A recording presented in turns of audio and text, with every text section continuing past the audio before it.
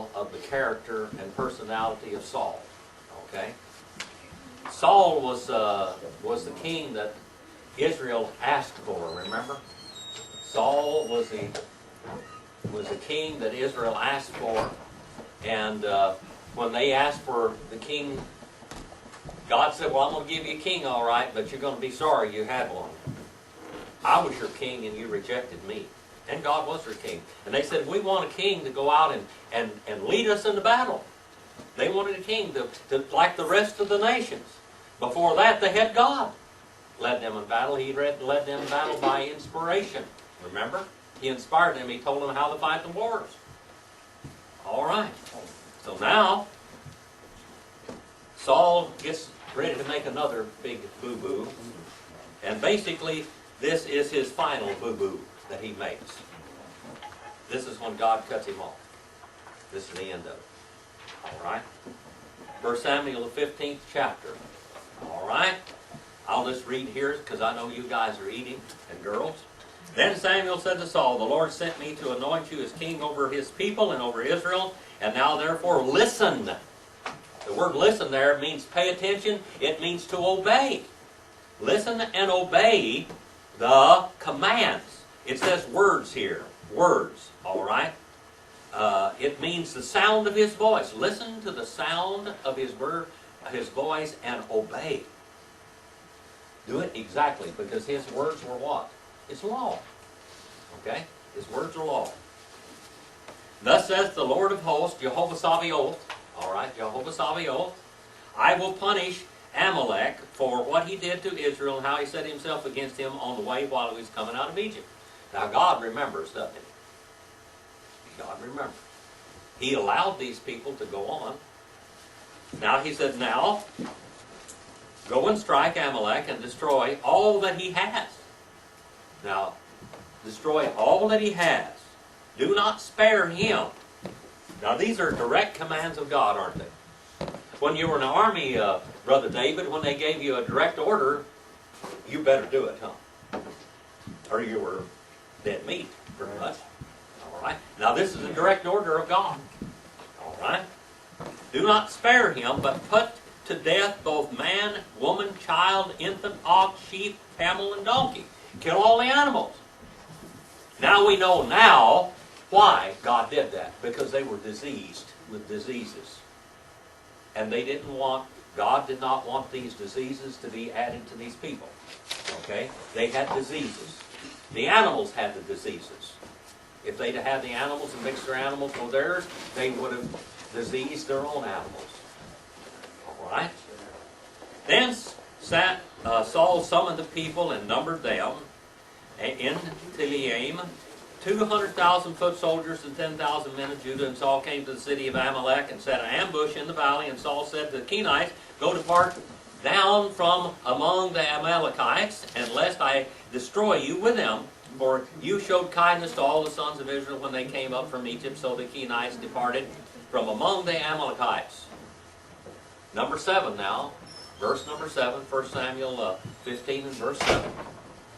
So Saul defeated the Amalekites from Havilah, as you go to Shur, which is east of Egypt, and he captured Agag. What was he supposed to do with Agag? Kill him. Was he supposed to capture him? No. Supposed to kill him. Captured Agag, the king of the Amalekites, alive. It says alive. So now he is in absolute rebellion with God. He has rebelled against God. Utterly destroyed all the people with the edge of the sword. And Saul and the people spared Agag. And the best of the what? The best of the sheep and the oxen and the fattenings of the lamb and all that was good, and were not willing to destroy them utterly, but everything despised and worthless they utterly destroyed. Everything that was worthless as far as damaged goods, they destroyed them. They weren't going to lose anything. Now greed comes in.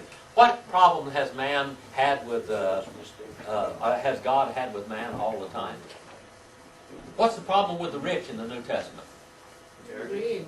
Arrogance and greed. That's the problem. Greed. So now they became greedy. Then the word of the Lord came to Samuel, saying, what? I regret that I have made Saul king, for he has turned back from following me. And he did. He rebelled against God now. God gave him to be the king of all the people from following me, and has not carried out my commands. And Samuel was distressed and cried out to the Lord all night. Here is a great prophet, Samuel. You know, Samuel in the Bible, as far as being a prophet of God, he had a prophet school. Did you know that? How many of you knew he had a prophet school? He had a prophet school. He trained prophets. Okay? He trained people to hear the word of God. Samuel, what does Samuel mean? Voice that hears. One who hears God. One who hears or heard of God. Okay? Now Samuel, as far as the Bible is concerned, was probably the greatest prophet next to Moses. Okay? Now here we have Saul with one of the greatest prophets in biblical history. And he's giving him direct orders from God himself, Jehovah Elohim, Jehovah Sabaoth. Jehovah Sabaoth means what? The Lord of armies. They're going out to fight a battle, aren't they? Now the Lord of armies, the Lord of the armies. This is the one who's been fighting for them all the time. He gave him direct command. And Samuel rose early in the morning to meet Saul, and I was told, Samuel saying, and it was told Samuel saying, Saul came to Carmel, and behold, he set up a monument for himself, an altar. A sham is the word, an altar for himself. And he then turned and proceeded to go down Gilgal. And Samuel came to Saul, and Saul said to him, Blessed are you of the Lord. I have carried out the commandment of the Lord. Now what else did he do? He lied. He lied. Now he lies to God's man. And verse number 14. You guys, anybody? David, are you there? Verse number 14, 15 and verse 14. But Samuel said, What then is this bleating of the sheep in my ears and the lowing of the oxen which I hear? All right. If you commanded out, if you're not lying, Saul, why do I hear sheep bleating and cows moving? And of course he has an excuse. And Saul said, They have brought them from the Amalekites, for the people spared the best of the sheep and the oxen to sacrifice to the Lord, who? Your God, not his. The Lord your God. But the rest we have utterly destroyed. And verse number 16, and this is very important, 16, 17, 18, all right? All the way down to verse number 22. This is extremely important now, okay? And Samuel said to Saul, Wait. Let me tell you what the Lord said to me last night. And he said to him, Speak. And Samuel said, Is it not true, though you were little in your own eyes? In other words, he was humble, wasn't he? There was one time when Saul was humble. When you were humble, you were made the head of the tribes of Israel. And the Lord, Jehovah, anointed you as Malek, king over Israel. And the Lord sent you on a mission, a job to do. All right? And said, Go and utterly destroy the sinners, the Amalekites. Fight against them until they are exterminated. Kill them all. They're diseased. We know now that they were very diseased, and the land needed to be cleansed of them and their cattle. Why then do you not obey the voice of the Lord, of Jehovah, but rushed upon the spoil, and did what was evil in the sight of the Lord? You rushed upon the spoil, the riches. You know, a long time ago, how many of you ever heard of the Catholic Inquisition? Yeah. And in here in California, and even in this land, well, in Catholic Inquisition and all over Europe, you know how they paid their armies? Salt? Huh? Salt? Well, the Romans did. They paid them Whatever a they could certain amount of steal salt and all the every year. women they... What? Whatever they could steal and all the women they could... Rape. and whatever. They would be forgiven. Whatever women they raped, whenever they went in and conquered an area or whatever, and all they could steal was theirs. And they could take all the women slaves that they wanted, concubines, whatever.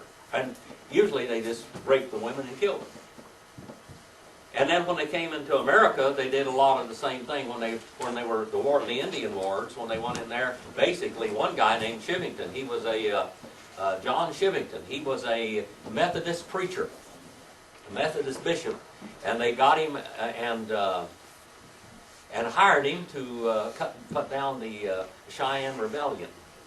And he went in there and they ravaged and they raped and they pillaged and they stole. The way he went into the bars and to the brothels, and that's how he recruited his soldiers.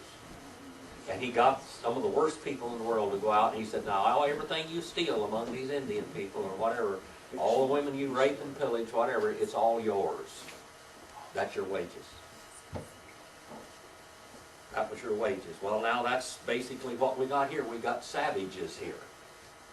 Saul has made Israel savages. Because now they're going in. What happened there at Ai? Remember what happened to Ai when they went into the land? Remember Achan? What did they do? The sin of Achan? He went in there and he saw this real good Babylonian garments and these gold and silver. So he did what? He grabbed it. They were supposed to burn it up and put it in a pile and set it on fire. But he grabbed it and he hid it in his tent. And God allowed them to be whipped because they were greedy. Because of Achan's greed. And then Achan, they took him out and stoned Achan and his family and his animals and his children, and even stoned his goods, all that he had stolen. And they piled it up as a monument. Now, we have a lot of examples here in the Old Testament now, before we got here. Saul knew these stories. You know, they passed them down. So Saul said to Samuel, I did obey the voice of the Lord. Now he's lying. I did obey the voice of Jehovah and went on a mission on which Jehovah sent me, and have brought back Agag, the king of Amalek. Agag. I brought him back. And I have utterly destroyed all the Amalekites. But the people took some of the spoil and the sheep and the ox and the choicest things devoted to destruction to sacrifice to the Lord your God at Gilgal. Now we know that he already set up a monument up there for his own name, hadn't he? He'd already made sacrifices to the Lord which he had no right to do. And verse number 22 is one of the most important verses in the Old Testament. Are you there, Linda? You want to read number 22 for me? So Samuel said, Has the Lord as great delight in burnt offerings and sacrifices as in obeying the voice of the Lord? Behold, to obey is better than sacrifice, and to heed than the fat of rams. All right. And verse number 23, this is very important. Brother Luis, number 23. For the sin of divination, rebellious and transgressions with household idols and stubbornness, because thou hast rejected the word of Jehovah. Therefore hath he rejected from being king. All right. Let's look at it a little bit further. For a rebellion is as the sin of witchcraft.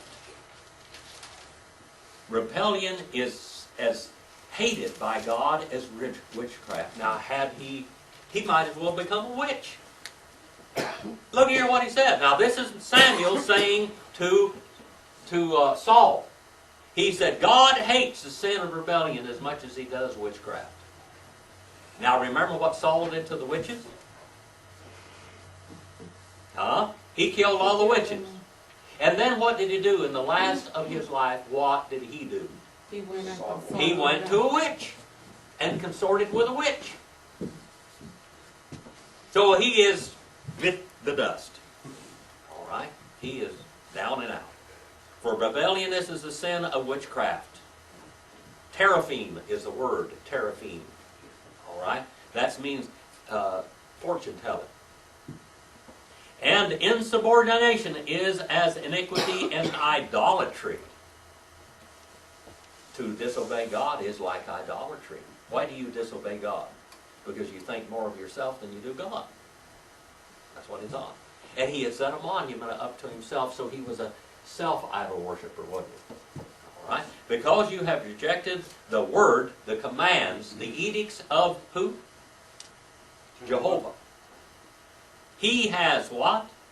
Also rejected you from being king. It's over with, Saul. You're finished. You had your chance. Your time is over. And Saul said the same, "No, I have sinned. I have indeed transgressed in the commandment of the Lord and your words, because I feared the people and listened to their voice." He always blamed. What happened in the garden in the 3rd chapter? We're on Genesis 3:15 this afternoon, in the book of Genesis. What happened in Genesis, the 3rd chapter? Excuses. God accused Adam of stealing from his tree. He was a thief. And they had covered themselves. And they even stole the leaves off the tree to cover themselves with. They stole some more. Stealing, it breeds more stealing, and the stealing breeds lying. All right? That's what happened in the garden. And then when God accused Adam, he said, "Adam, where are you? Adam, Aika, where are you, Adam?" He knew where he was. God kept on saying that, it says in Hebrew. He kept on saying it over and over again. And then Adam kept on saying, "I was afraid, I was afraid, I was afraid." Why are you afraid? Because I became dishonest. Arum. He became naked. The word naked means dishonest. It means deceitful. It means a liar. Crafty. Sneaky. All of those things. I became that way. He wasn't that way. He became that way. Now therefore, please pardon my sin and return with me that I may worship the Lord. But Samuel said to Saul, "I will not return with you, for you have rejected the word of Jehovah." All right? Verse number 26. "And the Lord has rejected you from being king over Israel." Now how would you have felt there? What do you think about that, Brother Floyd? That's pretty straight talk, isn't it? That is. By one of the greatest prophets in history. Yep. He was done. But did he lay down and say, "Well, get your king," and did he really obey after this? What did he do? What did Saul do? He just kept on being king. God says, "You're not my king anymore." He just kept on being king. He just kept on being an imposter now. And Samuel turned to go, and Saul seized the edge of his robe and he tore it. Why? This is a prophet's robe now. He tore the prophet's robe. So Samuel said to him, "The Lord has torn the kingdom of Israel from you today, and has given it to your neighbor, who is better than you are." He gave it to your neighbor who is better than you are, and also the glory of Israel will not lie or change his mind. The glory. The Shekinah. That's the presence of the Lord. The Lord, Jehovah, is not going to change his mind. 1 Samuel 15:29. "As also the glory of Israel will not change, will not lie or change his mind, for he is not a man that he should change his mind. And he said, I have sinned. Please honor me now before the elders of my people, before Israel, and go back with me, that I may worship the Lord your God." Your God. Again, he said. So Samuel went back and following Saul, and Saul worshiped the Lord. He's going to do it anyway. He's going to rebel. He's going to go through and be religious. Remember, he was religious before. There's biscuits and gravy and all kinds of eggs and everything, brother. Thank you. All right. And Samuel said, "Bring me Agag." And the king of the Amalekites, and Agag came to him cheerfully. And Agag said, "Surely the bitterness of death is past." Oh, I'm okay now. You all right now? But Samuel said, as your sword has made women childless, so shall your mother be childless among women. And Samuel hewed Agag to pieces before the Lord at Agag, or at Gilgal. He chopped him up. Mincemeat out of him.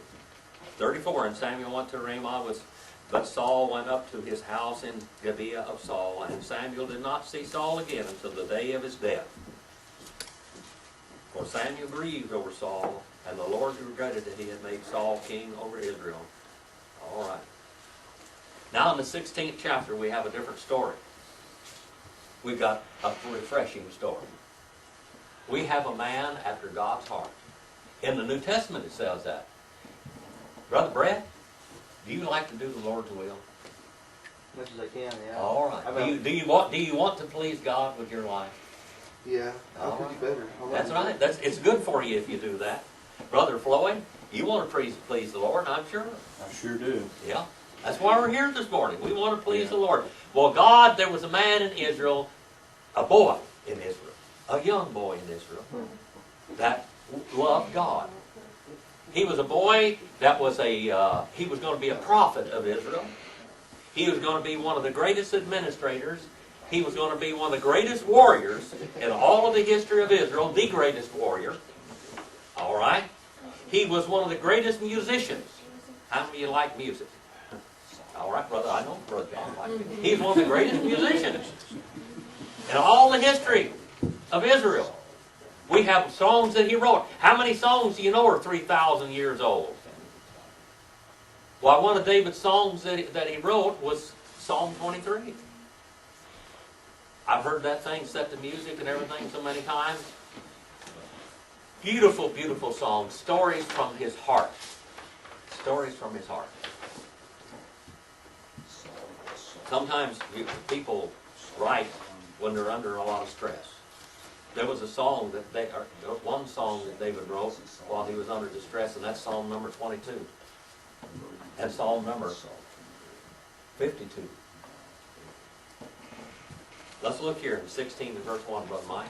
You want to read that one? 16 Now and the verse 1. Lord said to Samuel, how long will you grieve over Saul, since I have rejected him from being king over Israel? Fill your horn with oil, and go. I will send you to Jesse the Bethlehemite, for I have selected a king for myself among his sons. All right. But Samuel said, how can I go? When Saul hears it, he will kill me. And the Lord said, take a heifer with you. Forget about Saul. Don't worry about him. I'm sending you on a mission. He's afraid of Saul now because he knows Saul has become a different man. Saul is a vicious man. He's vicious. Take a heifer with you and say, I have come to sacrifice to the Lord, and you shall invite Jesse to the sacrifice, and I will show you what you shall do, and you shall anoint for me one whom I designate, I pick out, I point out to you. So Samuel did what the Lord said. That's the word Lord, there's Jehovah in there. All right. And he came to Bethlehem. Bethlehem means what? What's Bethlehem mean? Bread, House Yes. of The bread. house of bread. Bethlehem. The house of bread. All right? That's what it means, the house of bread. Now, where was Jesus going to be born? Bethlehem. Just think about that, the Messiah. Now, I want you to bring out something else here right now. How many of you have heard of a conditional covenant and an unconditional covenant? Huh? You have? Yeah. They taught you that in college? Yeah. All right. What's an unconditional law covenant? school. I'm trying to think here. Conditional covenant is like It's a covenant. Moses and Abraham and No, the conditional covenant is a covenant without conditions. It only depends upon the Lord. The Abrahamic covenant was a conditional covenant. The Edenic covenant in the Garden of Eden was what? A conditional covenant. All right. Now we have the Abrahamic covenant, which was an unconditional covenant. It only depends on God. Nobody else. It depends on God only. And then we have the covenant of Saul. God made a covenant with Saul. Now what kind of covenant was that? that was conditional. That was a conditional covenant. Now Saul could be king of Israel if, and his lineage, his descendants would be in the royal line. If he did what God said.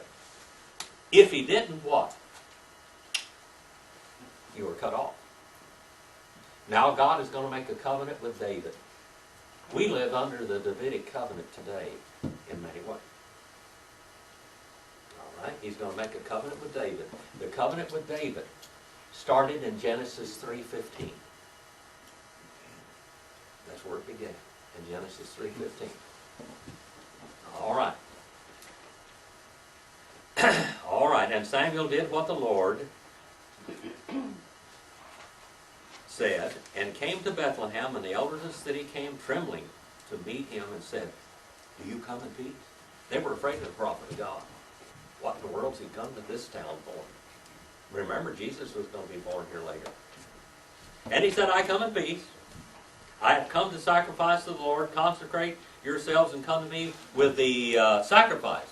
And he also consecrated Jesse and his sons and invited them to the sacrifice now. All right? Everything's going along okay now. What's it mean, consecrated Jesse and his son? Consecrated. He probably anointed them. Okay. He sanctified them. He set them apart. He set them apart. Okay, Brother John, number 6. So it was, when they came, that he looked at Eliab and said, surely the Lord's anointed is before him. But the Lord said to Samuel, do not look at his appearance or at the physical stature, because I have refused him. For the Lord does not see as man sees, for man looks at the outward appearance, but the Lord looks at the heart. Now already we know that Saul was a handsome man, and he was bigger than all the rest. He was a foot taller than everybody else. Now here we have another handsome boy, and he said, well, this is the one. This is the one. All right, number 8 now. Number 8, Brother Floyd. Then Jesse called Abinadab. and made him pass before Samuel. And he said, neither has the Lord chosen this one. All right. And brother, number 9, Sister Andino, can you do that one? Then Jesse made Shammah pass by, and he said, neither has the Lord chosen this one. All right, Jessica. You don't have your Bible with you. All right. Lewis. So, see number 10? Uh-huh. 9. Oh, 9. Then Jesse made, no. So Number Jesse 10. made Samuel his sons pass before Samuel, and then Samuel said unto Jesse, Jehovah hath now made choice of these. All right, number 11. And then Samuel unto Jesse, are all these all the young men? And he said, there yet remaineth the youngest, but lo, he is tending to sheep. He wasn't so very important, was he? He's the youngest one. The oldest son is the one that's supposed to be the heir, isn't it? Guess what God chose? The least. The least. The rejection of the firstborn. All right, that's the way it always is. Was Esau rejected? And yet, the devil put him on the throne when Jesus came into the Israel, when Jesus was supposed to be on the throne. Esau's descendant was on the throne. Go ahead, Brother Louis. And then said Samuel unto Jesse, do send and summon him, for we cannot sit around until he cometh in hither. We can't sit around until he comes here. Let's get him. Get him over here now. Number 12 now. Number 12. Marilyn, are you don't have your Bible open? All right, Brother Mike. Number 12. So he sent and brought him in. Now he was ruddy with beautiful eyes and a handsome appearance. And the Lord said, arise, anoint him, for this is he. All right, boy, look at here. He is Adam. He is Adamah. That's what it says in Hebrew, Adamah. He is of the earth. He's a man of the earth. All right. And I forgot your sister's name. What is your name? Judy? Judy. Are you on number 13 there? Do you have that? Yes, I am. So Samuel took the horn of oil and anointed him in the presence of his brothers. And from that day on, the Spirit of the Lord came upon David in power. Samuel then went to Ramah. All right. Now, this young lady has been listening to our classes for a long time. Now you get to take part in it. When we get this one up on the website, they'll hear you out there that you were actually in this class. All right. Go to number 14 there. Go ahead and read that, Judy. Now the Spirit of the Lord had departed from Saul, and an evil spirit from the Lord tormented him. All right. The leadership of the Spirit of God had departed from Saul, and an evil spirit of the Lord from the Lord terrorized him. Here God sent a demon on him. He sent the demon out, gave him authority to torment him. All right? And Saul's servant said to him, behold, now an evil spirit from God is terrorizing you, and let our Lord now command your servants who are before you, and let them seek a man who is a skillful musician. Guess who it was? The one he was going to hate. He would hate him for no cause. Hate him for no cause. And it shall come about when the evil spirit of God is upon you, he shall play with a harp in his hand, and you will be happy. Well, satisfied. Number 17. So Saul said to his servants, provide for me now a man who can play well, and bring him to me. Then one of the young men answered and said, behold, I have seen the son of Jesse, a Bethlehemite, all right, who is skillful musician, a mighty man of valor, a warrior, one prudent in speech, and a handsome man, and the Lord was with him. Well, I think maybe now he gets a little bit jealous. Gets a little bit jealous. So Saul sent a message to Jesse, and send me your son David, who is with the flock. He's still out there now. He anointed him king of Israel. And what's he doing, Brother Brett? What's David doing out there? He's anointed king. He's still a sheep herder. He's tending sheep. Tending sheep. A lowly job. Sheep herder. That's a lowly job.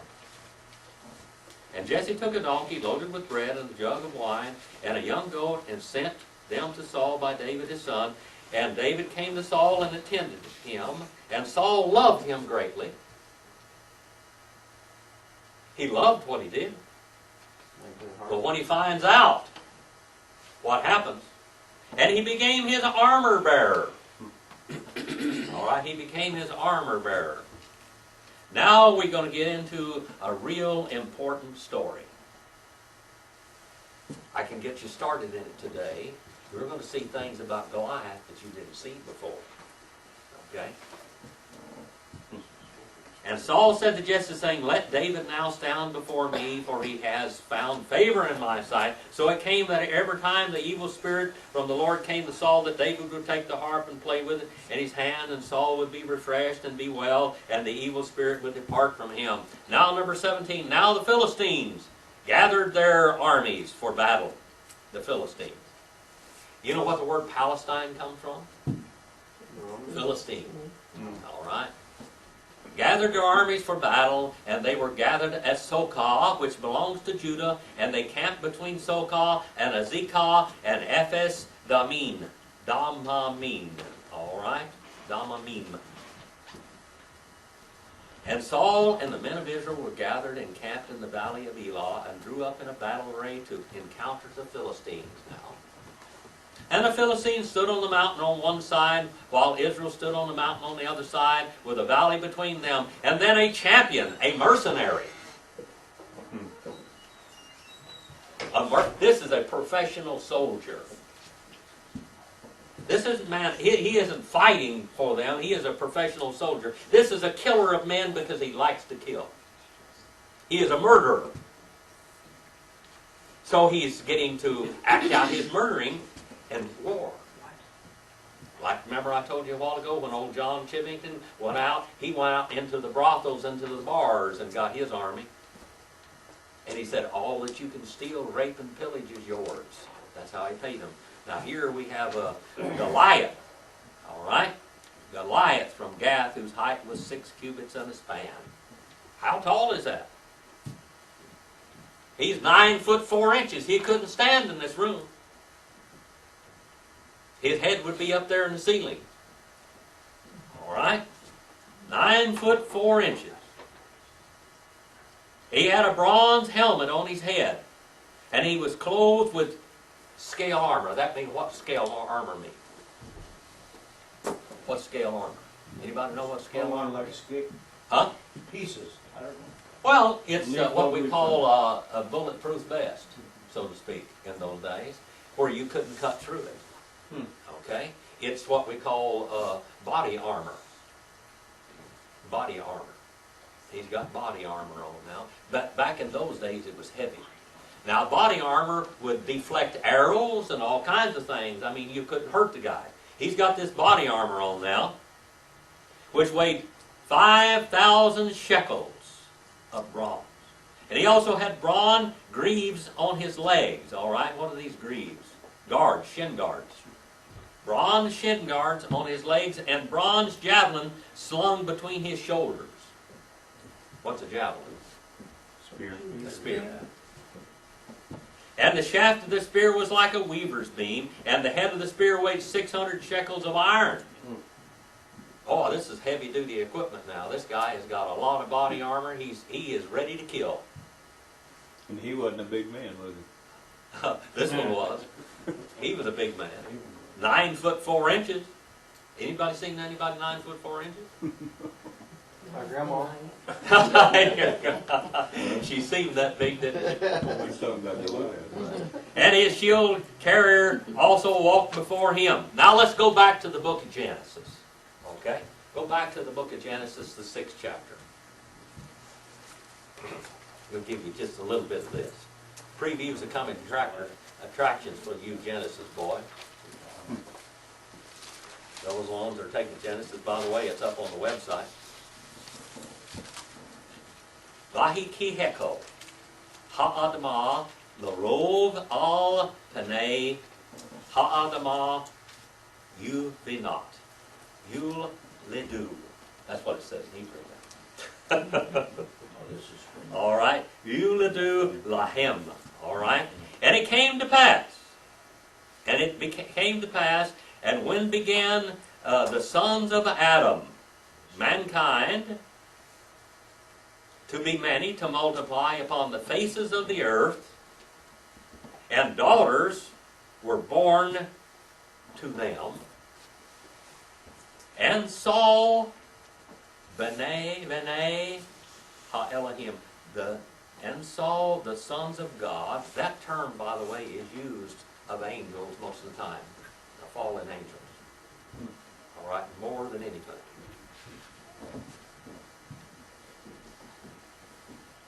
And it says, and the daughters of men that they were beautiful, pleasant looking, good. Tov is the word. And they kept on taking for themselves wives from all which they had chosen. All right? There's the sons of God and the daughters of men. Now, many biblical scholars will tell you that's when angels and women cohabited. Vayomer, and said Jehovah, not shall rule my spirit, not shall rule, not shall judge, not shall strive, not shall keep on striving or combating my spirit with mankind forever. In their erring in the flesh shall be 120 years. Now what happened here is God is going to give them 120 years. Guess what he's going to be doing in that 120 years? This was back over there in Noah's time now. Look back over there in Building the Noah's ship. time. What's going to happen? Noah's going to begin to build the ark. 120 years that God's going to put up with these rascals. And then he's going to bring a flood and he's going to kill all of these offspring. Okay? 6 and 4. 6 and 4. Or who's back there? Are you back there, Brother John? 6 and 4. There were giants on the earth in those days. And Hey, hold on right there. There were giants on the earth in those days. There were Nephilim. And it says the Nephilim became upon the earth in those days. All right? The Nephilim. All right? Nephilim means fallen ones. That means the false trip. Fallen ones. There were fallen ones on the earth in those days. Nephilim. Now we find out there's Nephilim in history, off and on. And guess who the Goliath was? A Nephilim. He was a Nephilim. He was a Nephilim. Many people believe that the flood came to destroy this hybrid race. One of the things that they were doing back in those days is, you know, before the flood, man was never supposed to eat animals, were they? Never supposed to eat animals. These Nephilim were killing and eating animals and drinking their blood. These were the original vampires, okay? They were, and not only they were killing animals, but they were killing men and eating them. They were cannibals, okay? So that's what these people were. All right, now let's go on here. Now we are over here in the New Testament, in the Old Testament still, but this is previews of coming attractions of what would happen in David's time, okay? All right, Brother John, keep on going there now. You're not... Okay, there were giants on the earth in those days, and afterwards, when the sons of God came to the daughters of men, and they bore children to them, those were the mighty men who were of old, men of renown. Okay, men of renown, 90 men of old, of ancient times, champions, champions, champions, killers, all right, champions, strong ones, Anshe, strong ones, the heroes, Ha-Giborim, the Hebrew, and it says in the Septuagint, it says the giants, gigantes. That's what the word gigante. In the Septuagint, it says the giants. The That's giants. Spanish, gigante. Yeah. It comes out of Latin and Greek. Giants. All right, the giants. Now, are you excited? All right, are you excited now? Okay, the giants, men of Hashem, with a name. And what happened later on with this bunch of rats? They built a tower later, didn't they? To make a name for themselves. The same type of people. And then verse 6 and verse 5. Let's look at that now. 6 and verse 5. Hold on, brother. 6 and 5. We're almost finished.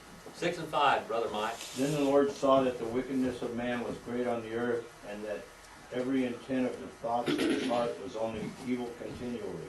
All right, and then Jehovah saw that Rabbah, the whole bunch,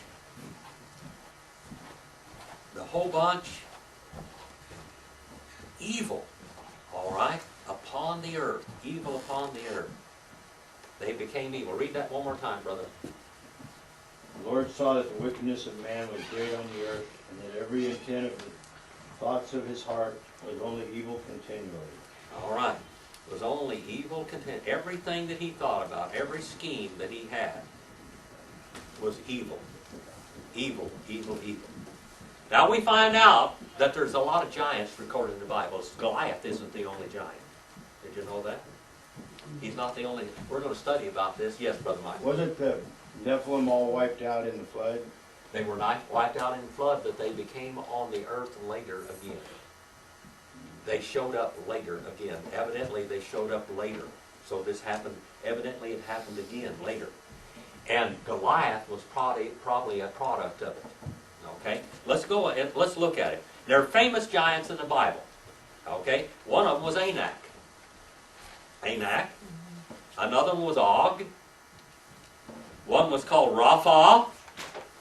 And another one was called Goliath. Gigantes. Giants. The same term used. These were all giants. Now, as we look, next week we're going to go look and we're going to find out David goes out there. He is insulting all of the warriors of Israel, and he was insulting Saul, and nobody would go out to meet Goliath. This champion, this giant, this great warrior. Nobody will go out and meet him. We're going to study this a little bit more next week. Brett, you had a question? No, you answered it. I did. Okay. Did he have 6? Does it say in the Bible he had 6 fingers? Well, we're going to get into that. Yeah, he had 6 fingers and 6 toes. All right. Significant. 6 fingers and 6 toes. That's what it goes on and says that. Right there in Genesis 6? Yeah, no, later on. Okay. Now we're going to look at this a little bit more. We'll start here. We're going to talk about these giants next week. How many of you did you know a little bit? Did you find out a little bit more about giants? Yeah. Okay, a Nephilim, the gigantes. All right, the gigantes, the giants. It's in Spanish, it's gigantes. We have a birthday. Kathy's birthday is when? When? 22nd. The 22nd. Mine is tomorrow. Who else's birthday is this month? Were you born in Well, Bakersfield? Judy? When's your birthday? Last Saturday. Last Saturday, all right. I'm already old. Were you born in California? I was barely born. I wasn't conceived in California, but I was born here. Okay. Okay. I don't know. I was conceived out of state. You were literally in transit. I was in transit, okay? I'm a southern baby. But I got here before I was born in Maryland. You're supposed to open that card up. Oh, I'm supposed to open the card? up. All right. Thank you very much for the birthday things and everything, and my son being here this morning. That was a real a delight. Very low. All right. From all of us, with all of your names all over the place. All right. Just thinking your name on Did you sneak your name on here? there. No, just thinking on there. I'll let you. God bless you and your secretary, our after class, Marilyn Phillips. We want to wish you happiness today and every day, and the hope and the nicest things in life will always come your way. Brother John, if you want to write this, they probably brought this in here when you weren't there. So if you want to sign that, you can. That's what those musicians have to do. All right. I hope you enjoyed God's Word today. I guess I'll do the... It turned off anyway. I didn't even have to turn that thing off. Remember Brother Blanton in your prayers. Brother Blanton had cancer surgery this week. When I talked to him Friday, he was in horrible pain and just having a terrible time. Please remember him in your prayers. Remember me. I've had heart problems all the time. Went to the heart doctor the other day, and he told me if it didn't change, that we were going to have to do something about it. So anyway, Marilyn. And remember Elsie Yeah, in remember Elsie Arroyo in your prayers. Grande. Yeah, Elsie and Aurora Grande. And what else? What are the sister, brother? Jim, I've been going through a lot of trials the last few weeks, and I'd like the prayer of this class, the things that I do God's will in handling this. All right, remember that. Anything else? Anyone else? The people of Haiti. Remember the people in Haiti, and there are a lot of people down there trying to help them too. All of those, remember Thomas over there in Iraq right now, Dakota's half-brother, and then I've got other relatives over there also. I've got one that's maybe go to Iraq or someplace. He might have even, they were going to put him in Haiti. That's one of Bill's sons, Bill Paul. Anything else? My friend's dad got better from the colon. Well, he's not better, but it didn't spread to his liver. Okay, that's good. So they can do the surgery for him, I guess. Oh, that's All good. right. Okay. Good to have you all here today. And remember all the classes that we're going to study Genesis 3:15. I'm going to trace it through the Bible, the scarlet threads this afternoon. We're going to study the scarlet threads of the Bible, and that's the Davidic covenant that we stopped talking about also. So that kind of runs both directions. Anything else? Any other prayer?